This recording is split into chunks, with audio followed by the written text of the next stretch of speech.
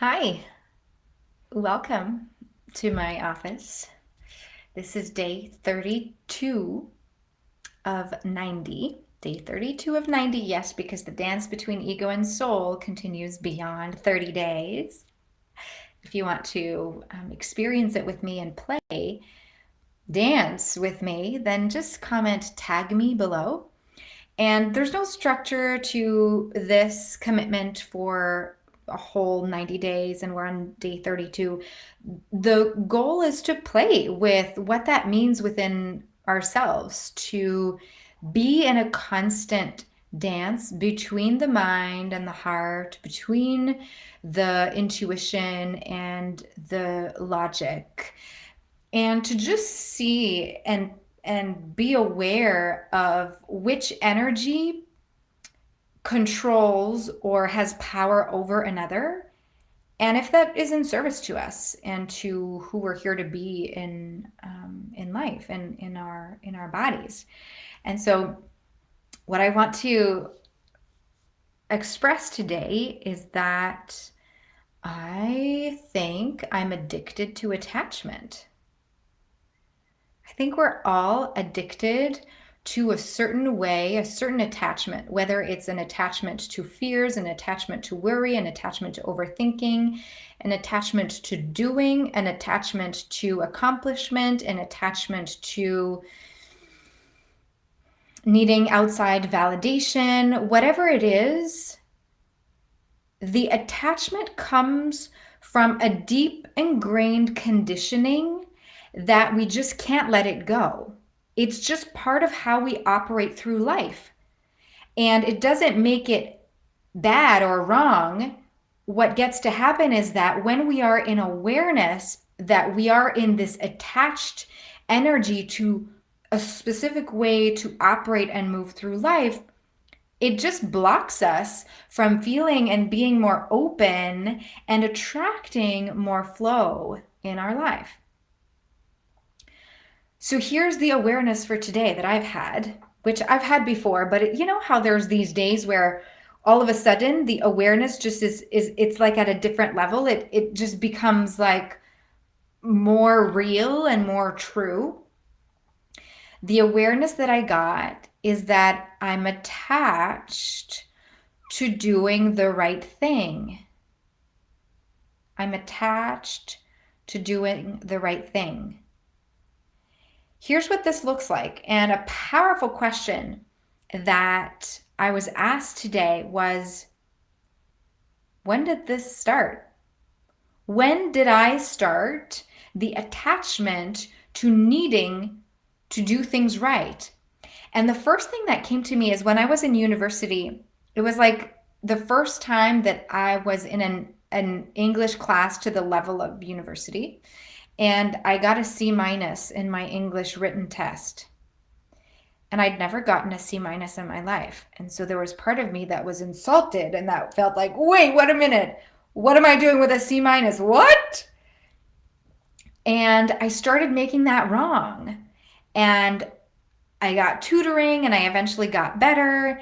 And what that tells me is that I was so attached to getting an A, to making it better or good, or to be labeled as good. You know, that was the good grade. Remember when we were in elementary school or even in kindergarten and when we would get these stickers on our tests or I remember my teachers would do a big B, like good job, like best, like bon in French for good, bon, good. And even in dance class, I remember that our dance teacher at the end would have us all lay down, probably because she wanted us to like quiet down.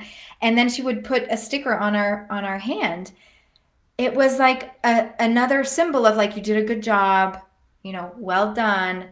And I want to give myself that praise, and I want to live in a way that I'm no longer attached to doing the right thing, because that keeps an energy so tight on needing results to go a certain way, on wanting our efforts to expecting our efforts to build up to a specific result. When we are not attached to making things right or wrong, good or bad, this needs to be a specific way, we open up to so much more possibility. And it not only de-stresses the body, it relaxes the mind. It invites more trust of who we are, more trust of our journey, more trust in the ability that we have to tune into our intuition and to let that gut feeling be our guide primarily ahead of someone else giving you the beef or bone, or ahead of someone else giving you the sticker, or ahead of someone else judging your English as worthy enough. You know what I mean? So I know where this even comes from, even further down. And I don't know about you, but do you have a family that at a dinner party they kind of yell over who's right and who's wrong? Well, family, if you're listening, yeah, that's you. I remember being at the kids' table at my grandparents' place, and the tone, like at the adults' table, the tone would rise and anger would come in. And it was like this dark force of, I'm right, you're wrong, this doesn't make sense. No, I know what it is. You know that? I remember that being right was just so much easier. When I was right or when I was doing the good thing, there was more harmony. That's where it comes from.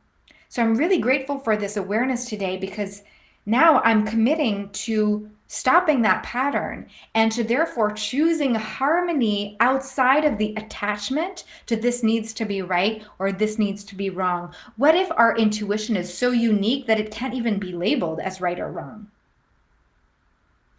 Okay, that's it for today. I hope that this inspires a little bit of seeking into any attachment from within that you would have in your own life. And if you're at all curious about, ooh, what else is there for me? What else can I actually tap into and detach from to live in more harmony and peace and intuition and flow? Then reach out to me. I'd be happy to chat. And you can reach out to me by messenger or just comment here and tell me, yeah, I want to tune in. Let's chat. Okay? All right. Thank you for playing with me and dancing in this dance with ego and soul. This was day 32, and I have to say that the attachment is way anchored in the ego, and the harmony is way more the soul. For me anyway. It can be different for you.